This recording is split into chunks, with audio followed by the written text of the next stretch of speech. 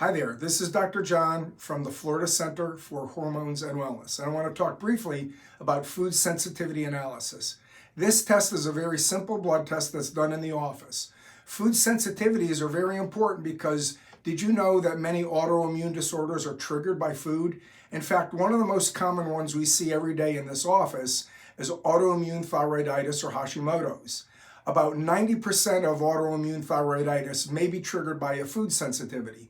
By understanding food sensitivities, we may be able to give you advice and make recommendations that can alter these triggers and perhaps reverse them, hopefully reducing the autoimmune load on your body and improving your health and vitality.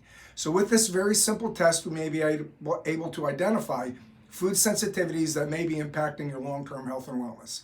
So this is Dr. John from the Florida Center for Hormones and Wellness, and I just wanted you to know a little bit about why food sensitivity analysis is an important test that we use in this office.